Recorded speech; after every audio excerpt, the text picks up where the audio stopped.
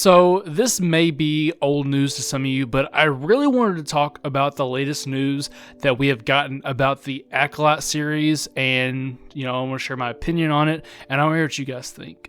So if you're not familiar, at the end of last year when Disney showed us all of the new Star Wars shows that were in early production, they gave us the name of a tiny synopsis of the Acolyte, which is going to take place near the end of the High Republic era, and the most popular theory as to what it's going to be about is that it follows a young Palpatine. Just based off the name, the Acolyte, we know it's going to be about a Sith Acolyte, and based off the time period that was given to us, Palpatine makes the most sense, but it could be about somebody else. We'll just have to wait and see, but that is the most popular theory as to what the show will actually be about.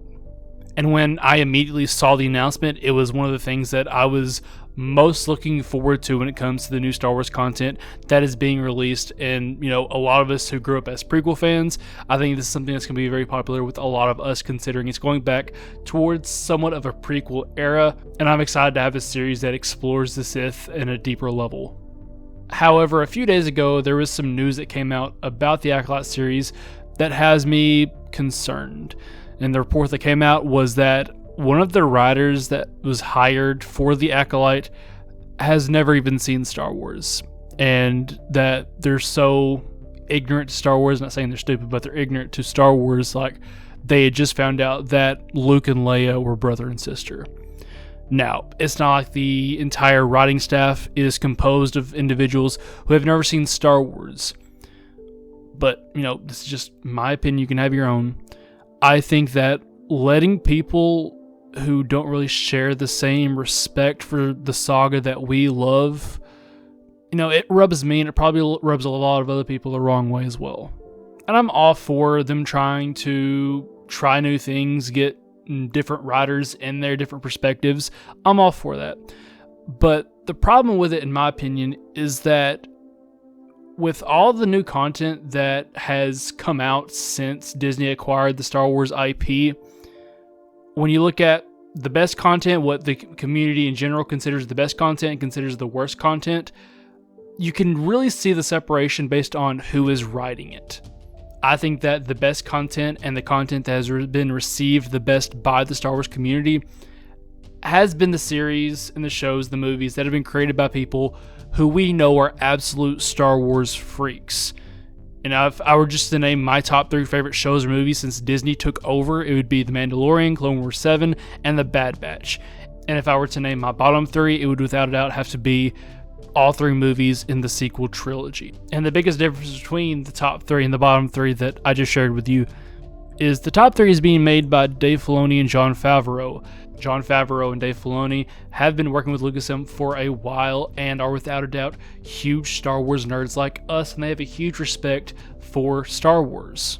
And then when we look at the sequel trilogy, it's very obvious that, they may be casual fans, but they are fans who didn't really respect what George Lucas had created, didn't respect the characters from the original trilogy, and didn't respect the series enough to actually sit down and properly plan it. And if you remember a few weeks ago, there was an article that came out, there was an interview with J.J. Abrams who's talking about how he thinks the sequel trilogy would have went a lot better had they actually planned it. Yeah. And so my fear as a Star Wars fan is that Lucasfilm is going to continue to hire writers who don't really have the same respect for the world that George Lucas has given us. And I'm afraid that we'll continue to have shows or movies that don't reflect that. But with that being said, I do recognize that there are some benefits for Lucasfilm hiring some people who haven't grown up with Star Wars and haven't always been the biggest fans of it. It guarantees that we'll get something original, something we haven't seen before, and that it guarantees that, the media isn't overtaken with fan service and cameos. However, I would just take fan service over content created by someone who doesn't properly plan a series or respect the development of the characters from the original trilogy. Like, for example, I know we've been, pooping on the sequel trilogy for years now, but like episode 9, in my opinion, I believe that entire movie just defeated the whole purpose of Luke Skywalker's story and the original trilogy, and I believe it was severely undermined because of that movie's existence. I feel like if George Lucas was to write the sequel trilogy, it would look nothing like that, because Luke's story had already been told. The Emperor is dead. Move on. And I'm just afraid that that type of, lazy writing, not planning, and just not having a respect for the series will continue with future Star Wars projects. But you know what? That's just my opinion. You probably have a different opinion, and if you do, let me know what you think down below. Not all Star Wars fans are the same. Obviously, if you've been in this community for long enough, that's the case.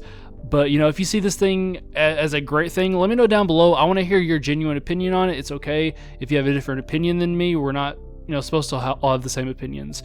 And at the end of the day, we all just want good Star Wars content. So yeah, can't wait to hear from you guys. If you enjoyed the video, make sure to leave a like. That lets me know that you enjoyed the video, and it helps me out a lot with YouTube algorithm. And if you enjoyed the video, go ahead and hit the subscribe button for more content. And I will see you next time on Holocron Hub.